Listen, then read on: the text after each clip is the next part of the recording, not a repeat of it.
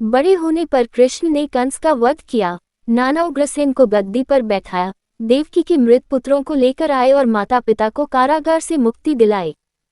कन्हैया के मित्र तो गोकुल के सभी बालक थे, लेकिन सुदामा उनके कृपापात्र रहे।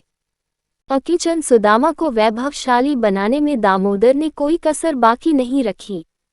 श्री कृष्ण के जीवन में राधा प्रेम की मूर्ति बनकर आई। जिस प्रेम को कोई नाप नहीं सका, उसकी आधारशिला राधा ने ही रखी थी। कृष्ण किशोर वय के हो गए तो महाभारत युद्ध की छाया पड़ने लगी थी।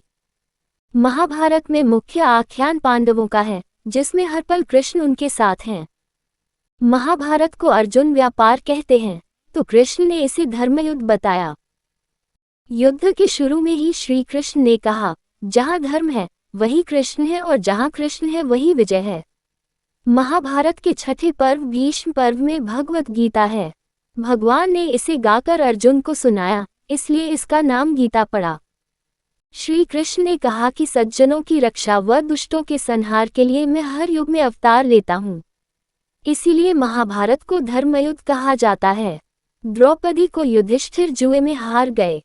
भरी सभा में दुर्योधन और दुःशासन जब द्रौपदी का चीरहरण करने लगे तो जनार्दन ने रक्षा की। सुभद्रा का विवाह उसके मन के विरुद्ध होने के समाचार पर उसका अपहरण किया और अर्जुन से शादी कराई। जरासंध से युद्ध कर श्री कृष्ण ने 16,000 कन्याओं को उसके चंगुल से छुड़ाया। महाभारत युद्ध के मैदान में मोहग्रस्त अर्जुन को गीता का उपदेश दिया। उपदेश देने के लिए शांत जगह चाहिए, लेकिन कृष्ण ने वहां ज्ञान दिया जहां 18 अक्षौहिणी सेना के कोलाहल से किसी को कुछ सुनाई नहीं पड़ रहा था। अपने विराट रूप का दर्शन कराकर अर्जुन का मोहभंग किया। आत्मा के अजर अमर होने की बात बताई। जैसे उद्धव में ज्ञान था लेकिन भक्ति नहीं, उसी प्रकार अर्जुन में भक्ति तो थी लेकिन ज्ञान नहीं। गीता में उपदेश देकर उन्होंने अर्जुन से कहा कि मारे जाओगे तो स्वर्ग मिलेगा और जीत जाओगे तो पृथ्वी। इस तरह पार्थ को युद्ध के लिए तैयार किया। भगवान ने कहा कि जो मुझे जिस तरह याद करता है, मैं भी उसी प्रकार उसका भजन करता हूँ।